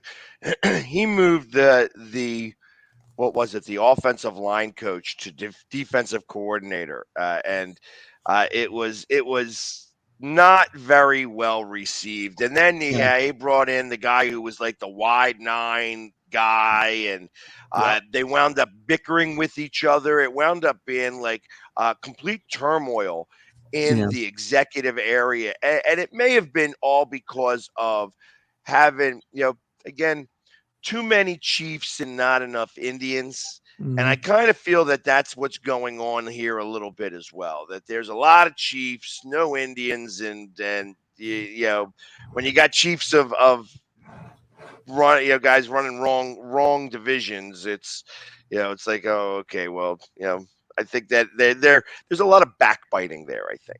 I guarantee you, and I don't know this for a fact, but I would guarantee you that there's some below Bill Belichick, there is some of that jockeying going on for the hierarchy on the assistant level, because you got Patricia, who's got a track record. You got Judge, who's got less of a track record, but then you got Steve Belichick, who's the coach's son. You got Gerard Mayo, who really ought to be the defensive coordinator and is getting mentioned for head coaching jobs all over the country. And I guarantee you there's some jockeying amongst these guys for who's like the number one assistant here, right? And the most important guy in that staff. And that's not good to have either. There needs to be a pecking order. And again, you can't be, as you kind of alluded to, Pegs, you can't be having guys kind of fighting over that. No. I mean, if you don't have an organized coaching staff, you sure ain't gonna have an organized team. That's for sure.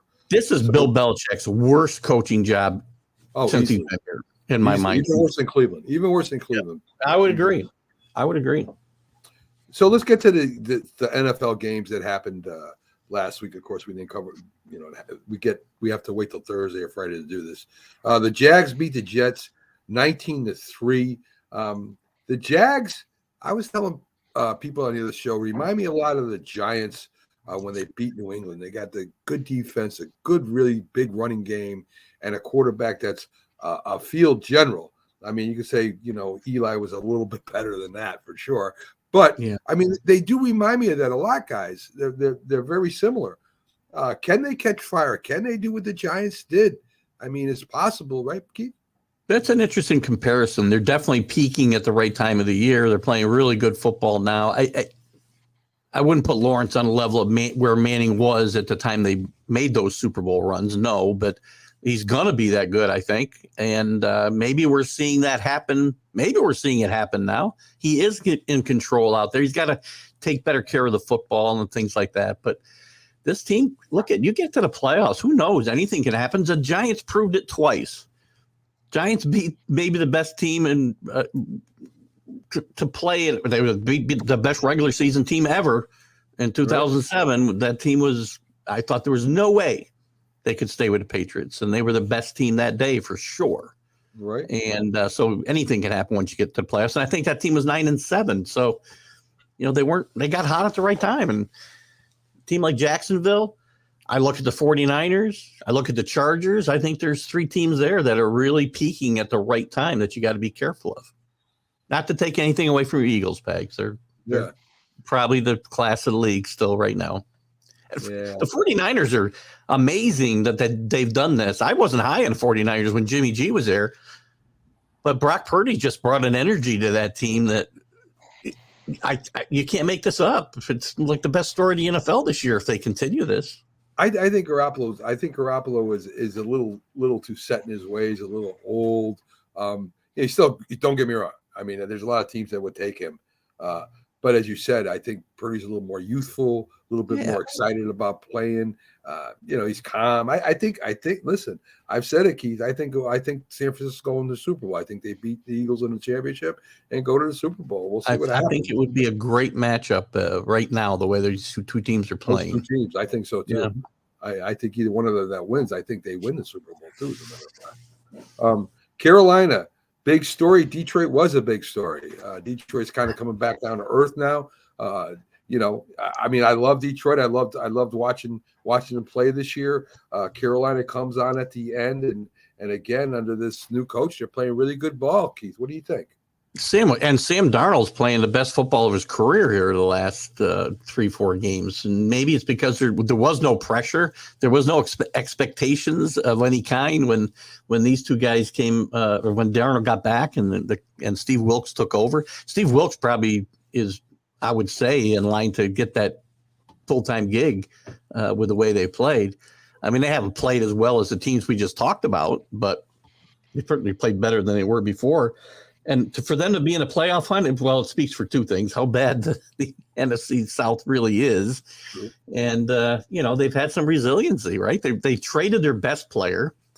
Right? They couldn't find a quarterback until Darnold got back and got healthy, and they had to fire a coach that they were very high on, and it just didn't work out. So I still think the Bucks prevail here. It'll probably be with 8 wins, but I think they'll have just enough to sneak by Carolina here. But still a good story. Maybe they'll be able to turn this thing around, and I think Steve Wilkes will get this full-time gig going forward. Well, I believe Carolina's going to win that division, Keith, and I think that even though it's a bad division, it's kind of exciting how tight they are right now. That somebody that the playoffs are still up for grabs. What's funny is in my preseason predictions, I predicted Carolina would win and Tampa Bay and Tom Brady wouldn't make the playoffs, but I did not kind of foresee it happening exactly the way it could happen. Right. They'd get in with 8 wins, their coach would get fired, they'd trade their best player, and Baker Mayfield would go down in flames. I didn't see any of that happening, and they could still win. Definitely. Crazy year. Pags, KC 24, Seattle 16. You said it. You said Seattle start off fast, and they're starting to fall to earth right now. Do you still have trust in Geno Smith? Do you think he should be the quarterback next year? I mean, I'll be honest. I haven't followed him enough. I know he started off really well, and then again, he hasn't been able to finish games now. Like, that's the problem. He can't seem to close out wins. And ultimately, if you can't close out wins, does that ever change? I know that he started off great, and that might have been more a testament of Pete Carroll. But I also think that was more of a testament of how bad the NFL was. I think that has more to do with it than anything else like that. So when you have bad products on both sides of the field, coaching wins. And it showed how good of a coach Pete Carroll actually was with bad teams going up against other bad teams, and somebody's got to win. So I kind of feel that if everybody thought Pete Carroll would be gone this next year. Is he going to still be gone? Is he going to retire? Is they going to bring in another coach?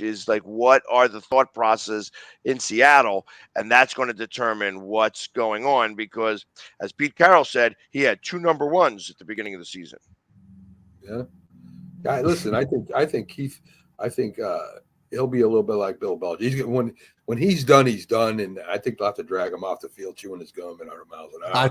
I think he'll leave when he wants to leave too. I don't think he'll get fired. Yeah, I agree.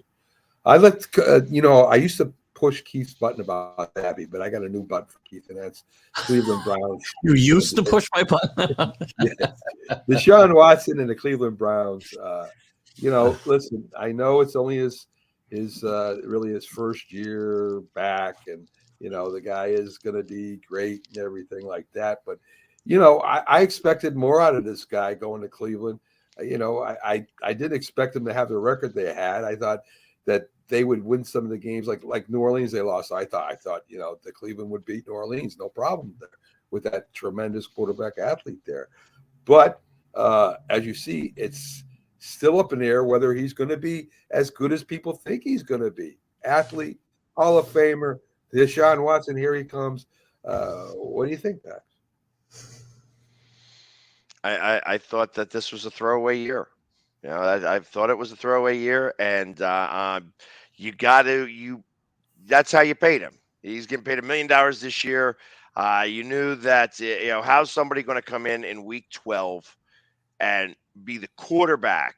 If you're a veteran wide receiver coming in week 12, that gives you enough time to be able to get yourself right to be able to go on a playoff run. To be the quarterback and not have practiced at all for 12 weeks, and then all of a sudden you're going to be here and you're going to be the starter, you got to go through those 4 games of being able to say, okay, this is my preseason, and then now we're going to get our legs under us. I think that if you're Cleveland, you have to stand pat. You cannot vary from what it is, all the decisions you've made. If you start to vary now, you're going to destroy the franchise. And I don't think it's a good franchise already. But you got to stand pat to what you've already, all the decisions you've made, or else you are going to it's going to be a complete dumpster fire, you'll have what happened in Houston. What do you think? What do you think, Keith? I mean, I know there's a lot of problems with him, a lot of off-field issues still, and probably will continue. These things linger for a long time. He says it doesn't affect it. He's by it. It doesn't affect him anymore, blah, blah, blah. But I don't think that's true, Keith. I think that distraction is always going to be there.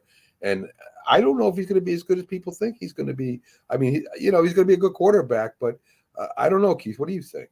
Well, when he was in Houston, he was a good quarterback, but I must have missed all the big playoff games he won. I don't think this guy's a winning quarterback. I think he's a talented athlete with some problems, and I still think he shouldn't be playing. And I've made a pledge not to even mention his name on my shows. I do refer to him, but I won't mention his name. But Cleveland's made their bed, as kind of I think Pags alluded to. They're stuck here with him. What are they going to do? I mean, they've got him for the next, I don't know, what is it, 7 years or whatever, however many years they signed a contract for. I do think you may see a change in the coaching staff here, and I'll make a bold prediction right now that Ryan Day will be the head coach of the Cleveland Browns next year when he loses to Georgia badly this weekend. Wow. I think he's going to get out ahead of the posse in Ohio State and be the next coach of the Cleveland Browns. And maybe he can do something. Who knows? College coaches don't do much, but I think it is a dumpster fire already in Cleveland. So I do too. Good morning, Chris. Glad to have you on aboard again. He says Amazon Prime is in trouble after last night. Yeah, they paid a lot of money for that for those games, and they really haven't had too many good Thursday night games to begin with all year, really. And I don't know, but do you guys have problems getting Prime on your TVs? Does it? No, but really? It does, but it's the Prime. It's not your TV. It's their feed. Yeah, it's their feed. I don't have trouble when I watch movies or some of the original programming. When I watch that, I don't get that. I get it on the live feed that they're having a problem with. Yeah, I mean, it cuts in and Sometimes out. the picture's terrible too. If Well, you've watched. and as I'm reading this, because Chris is the guy who feeds me all of the stories of the NFL that I'm not able to keep track of. So I appreciate that Chris sends me all this stuff. They had those couple of graphics, and that's what's really making a stir in social media right now.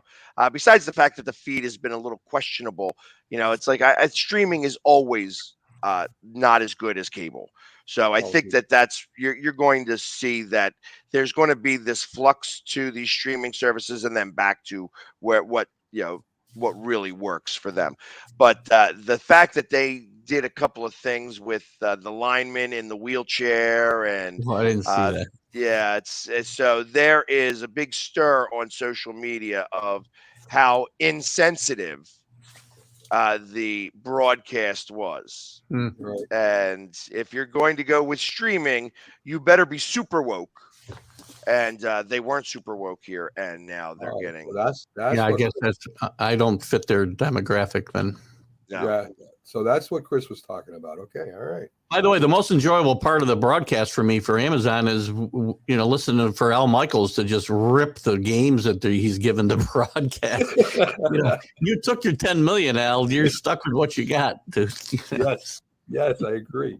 So let's get to some of the upcoming games this Sunday. You got Miami at New England. Again, Keith, I think New England can win this game. I don't know who's favored or not. But I think they got a good chance to beat Miami without Tua. Not that Tua was playing great, but Teddy Bridgewater probably won't throw as many interceptions as Tua does. But I think New England pulls out a close game here. What are your thoughts on this game? Yeah, they are favored by, I think, 2.5. The last time I saw the line, I do think they'll win this game, and I don't think that's pie in the sky thinking for me. Just trying to be a homer. I think they got a chance to win here. Tua being out, I don't know. As you said, it might be a blessing or it might not be because he's not playing good football right now. Teddy Bridgewater can manage a game pretty well, so it may actually give them a better chance. If the Patriots, as they've done all year long, have got to eliminate the mistakes. Obviously, the big turnovers that they've had, we know about, but little things they got to clean up the simple. So many false starts and holdings and. It's just unbelievable things that have disrupted drives for them. And They've got to put the ball in the end zone when they get to the red zone. Too many field goals, man. All year long, it's been atrocious. They must have the worst red zone offense in football, or one of them. Yeah. I listen. I still think they gotta. It's going to be hard for them to make the playoffs, and they definitely won't go nowhere there. But they still got a chance, which I guess you could be happy as a Patriots fan to have. I mean, it's always. I still want to get there. I mean, I want my Yeah. team to get there.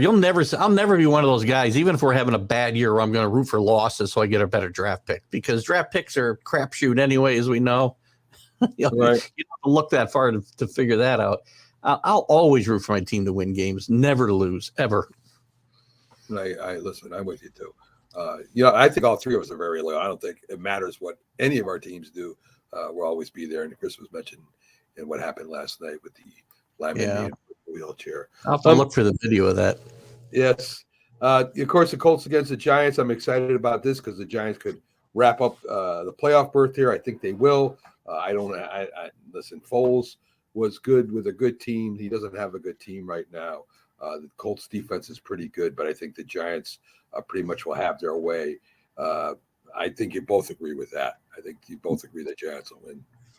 They should win for sure. Definitely. Yes. Okay. Carolina, Tampa Bay, very interesting. This could be to see who wins that division. I'm still going with Carolina. Brady, though, man, he scares me. At the end of the game, he always seems to pull it out with about 30 seconds left. It's just something about him that he always has. Keith, I think you think Tampa Bay is going to win it. They win the division. Where's this game? I think it's in Tampa. I'm going to take Tampa Bay because the game's at home. And if you give him any chance, I mean, he has not had a good year this year. There's been a lot of times he's looked old, which he is old, right? And, but he's had a couple of moments this year, 2 or 3 times, maybe 4 times, where teams have given him life at the end of the game, and he's found that old magic. And I think they'll find a way to squeak this out at home. If this game was in Carolina, I'd probably go the other way. Okay, Pax, you agree with that? You think Tampa Bay does it this week and takes it to the division? Nope. I think Carolina wins. Okay. I think that it's obviously this isn't for the division, but it's obviously like Carolina's got to win out, I think, to win the division, and Right. Tampa has got to, even with the win, I think Tampa still has a chance that if Carolina loses next week and Tampa wins, Tampa still wins it because I think they split if Carolina wins this. I think if Tampa wins it outright, I think they clinch. Right. I'm not sure. I'm not sure if the Saints probably have to win. The Saints may have a say in that mix as well. Saints are still alive, yeah. Yeah, so the Saints, if they beat the Eagles this week, they go up against Tampa next week, or maybe it's against Carolina, and so would still be in the mix to possibly win it. I don't know. I'm not a Tampa fan. You know what I mean? I think that. Well, I'm not either. Believe me, I'm really not. And I think that what's the problem with Tom Brady this year is, other than the fact that he lost all his money and then got divorced, and and the whole Miami situation and stuff like that. He's got a new girlfriend, and I don't know. I mean, I know it's been a long time since you guys have had a new girlfriend, but you remember what that was like back in the day. Like a lot of energy is invested in that whole new relationship, and when you got when you have all that energy wasted in that, or not wasted, but invested in that, it takes away energy from everything else. I agree with the first thing you said. Wasted. I mean, listen. I mean, I don't. We're saying the first relationship, babe, not you. What the producer just gave me. No, I mean, have your wife in the room when you're having these conversations. I mean, I don't know. Maybe I don't know. It's I never really worried about wasted or putting energy into my girls. So maybe that's why they all left me. I don't know. But, we have. Well, I can't wait to get your analysis of this game. This is the game of the week. We got the Chicago Bears playing the Denver Broncos. I mean, this who's going to watch this game? Really? I mean, I hope it's not on TV. Now the Broncos are playing Kansas City, aren't they? Aren't the Bears playing the Lions? Yeah, Bears and Lions. Bears and Lions. My bad. That's okay. All right, Bears and Lions. I only knew Denver was playing Kansas City because we want Well, Kansas City. that will be a closer game than the other one. So I got to reevaluate that Denver game though. Now after Pags got my head now spinning whether maybe I want Kansas City to win and Buffalo to lose. I got to figure this out. oh my God, too much. Well, too much. that's why like I said, I think that there's a better chance of Buffalo losing this week. And like I said, they immediately fall to the 3rd seed because as long as Kansas City, because if Kansas City was to lose and Buffalo loses, Cincinnati jumps into the number 1 seed because they beat them both.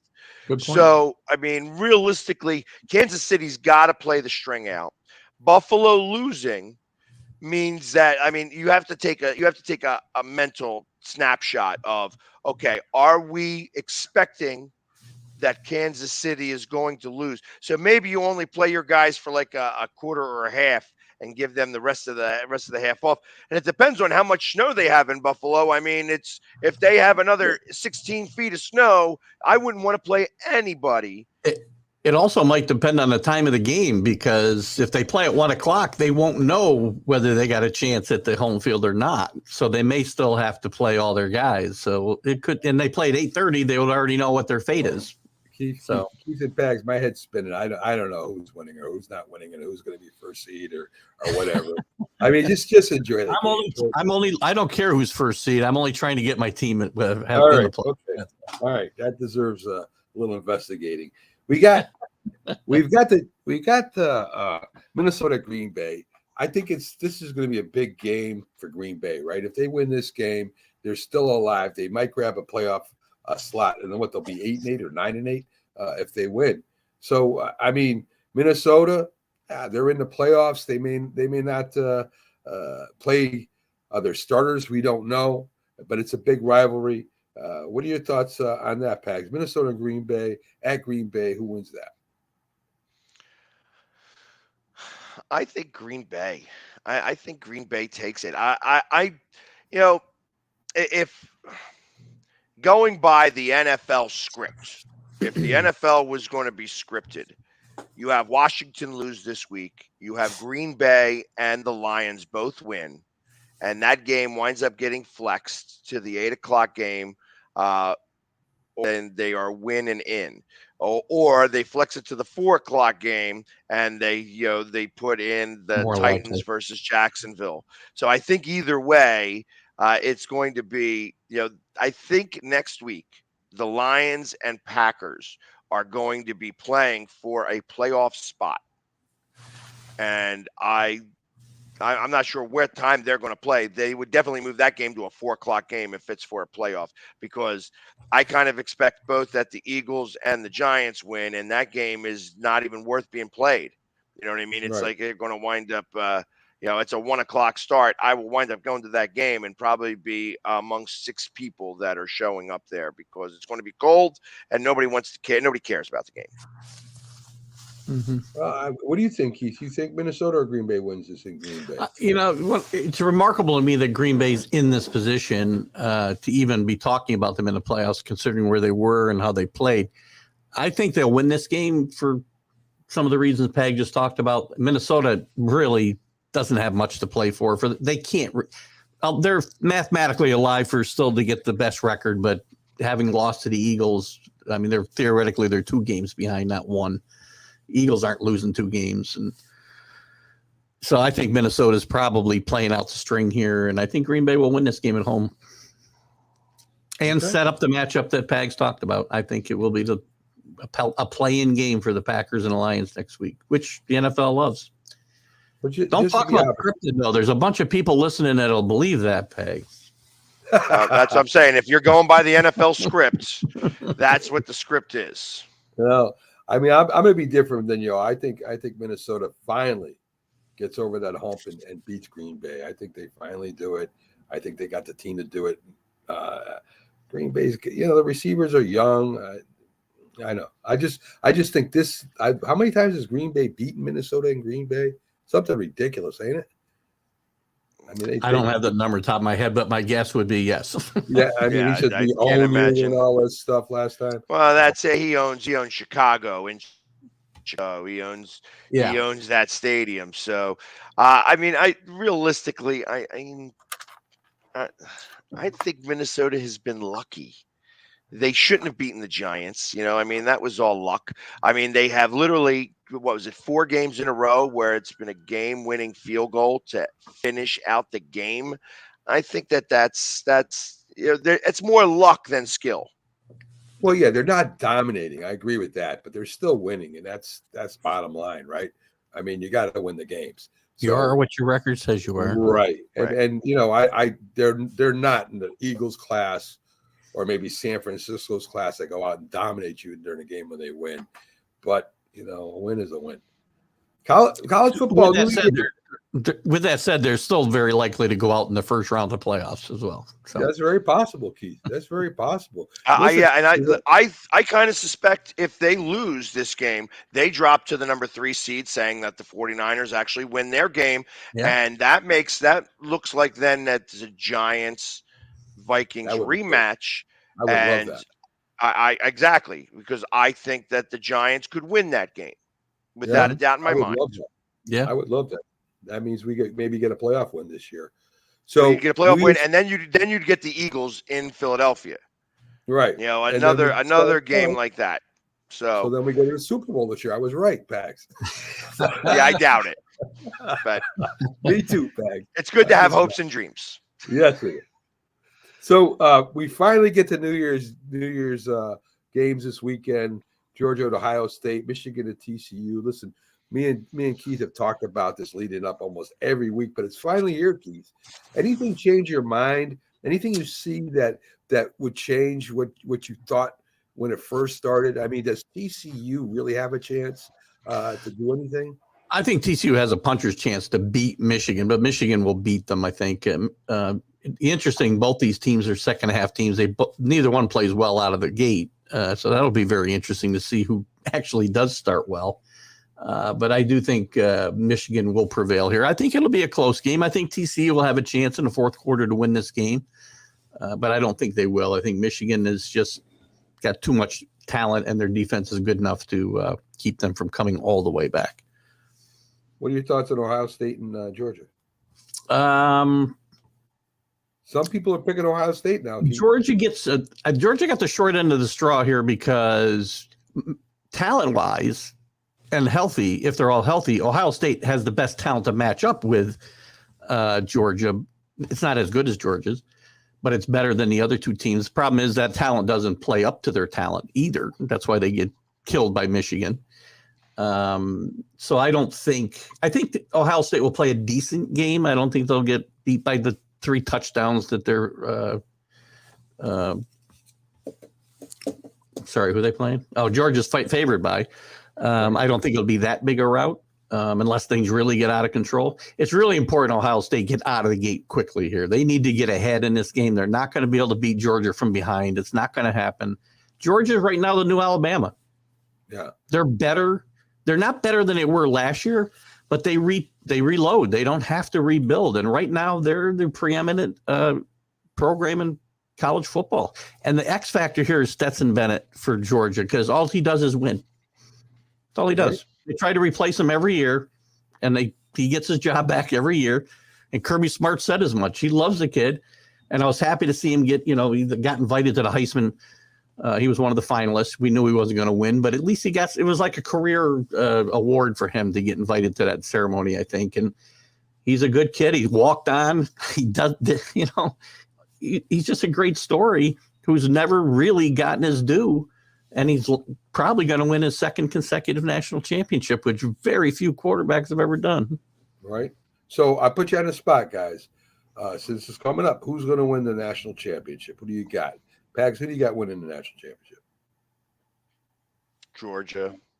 I don't trust Michigan and Ohio State. Like I'm not sure even Ohio State deserves to be there. You know what I mean? I think that realistically, it probably should have been USC, but I know that they lost that last game. They lost the opportunity to do it. And then it's like I think that they specifically didn't want Saban in there. You know what I mean? So they kept Alabama out of the mix. They couldn't have put them in. Yeah, I mean, it's like, well, yeah, you really shouldn't have been able to put in Ohio State either. I don't disagree. It was hard to find a 14 this year. I agree. Right. That's the other reason why maybe they should have had the play-in games. Like you should have like those 2 play-in games to get to that number 4 seed. So it's or have 5th and 6th or 4th and 5th go in, play against each other. I don't know.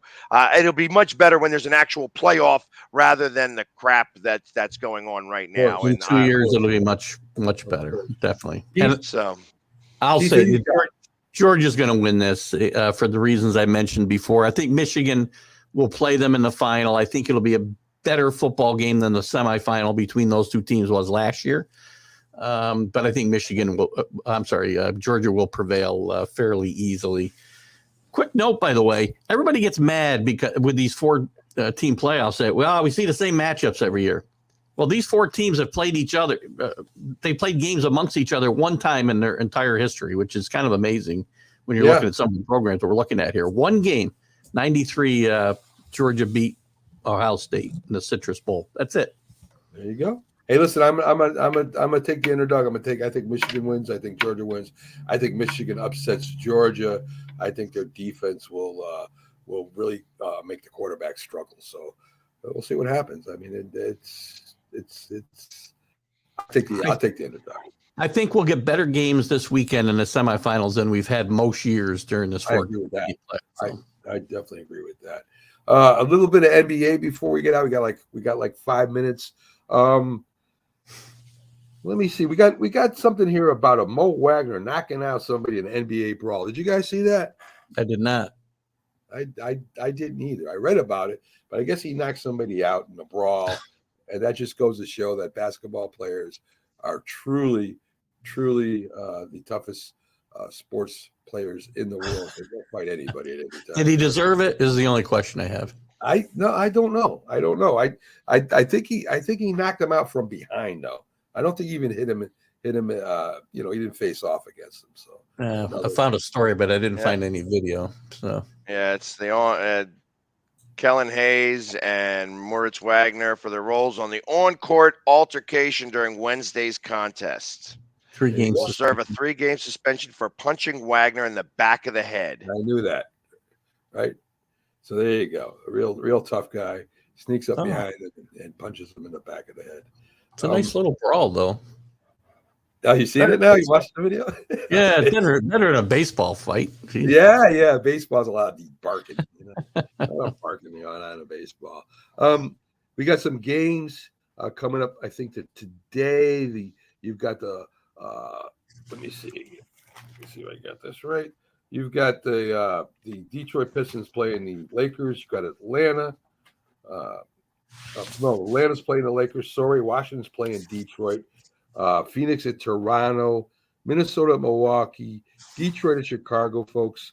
Philadelphia at New Orleans. Miami at Denver. Utah at the Kings.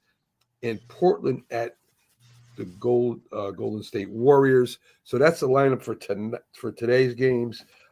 Too early for me, guys, to really get into it. I mean, you see the Nets coming on. Golden State's having problems. Yeah, and the Golden State's having problems. And this is basketball for you. It goes up and down. And my uncle used to say, I don't watch the basketball game till the 4th quarter because the other 3 quarters really don't matter. And that's still the same today, guys. How many teams have come back from 30 points in the 3rd quarter to win a game? It's been crazy. Heck, Dallas came back from like a 12-point deficit or 9-point deficit with 26 seconds left. Crazy, right? Oh my God! So there's no other sport like it in the world, right? They're both offense, they're both defense, and a lot of money being made in basketball. See, what else do I got for you here? Really, I mean, that's about it, guys. It's kind of slow. Football is going to be gone here soon, so we'll have to be looking at the other sports a little bit more, hockey and basketball and such. The draft's coming up. When is the draft coming up? In April. Right. So late April. So there I'll be go. there. I'll be reporting from Kansas City. Okay. And I hope it's better than last draft. I hope you get a better spot in there because boy, that was tough viewing last draft. Yeah, they move us back, so it's always, hey, this is front. You get front row this year. You get moved back next year. So Where is it? Where is it in Kansas City that they're doing it? Do you know, Pegs? They normally, I got to imagine they have that big facility before you walk into the stadium. I got to imagine it's going to happen in there and in the stadium. And in that whole vicinity. I can't imagine they have it anywhere else. Cool. I want to see you guys. I want to see you do the first draft pick, Pags. You know, I want you to know. I'd love to be able to get into the mix, but they usually do the fan of the year for that. And I was not chosen this year. So really. I don't know, bigger fan of Pags for the Eagles. Well, hey, listen, there's other fans out there. Just because I paint my face doesn't mean that I'm not any different of a fan than anybody else is. I just wear better makeup. Well, there needs to be an investigation into this. I do. I think so too. And but anyway, folks, thanks for joining us today on a Friday show. Thanks to Byron Williams for coming in earlier. Keith Engle for TGI Sports. Check out the show. Great show, folks. And thanks to Pags again.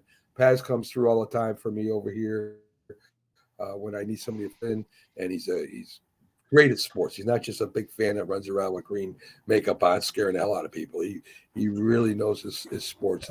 Is Jack suspended, or is he on vacation? I need to. Well, his suspension is lifted for tomorrow. He was just on a 2-game suspension. Suspended with pay, though. He's still getting his pay. Yes, I keep throwing my money away with Jack. You know how it is. Folks, again, thanks for tuning in. We'll see you tomorrow at the Mac and Jack Doc and Pags debate show, where all four of us debate the biggest topics in sports, past and present. And it does get heated sometimes, and it's a lot of fun. So join us tomorrow on the Mac and Jack debate show. Guys, have a great day. Folks, have a great weekend if I don't see you, and Happy New Year's if I don't see you too. Take care, folks.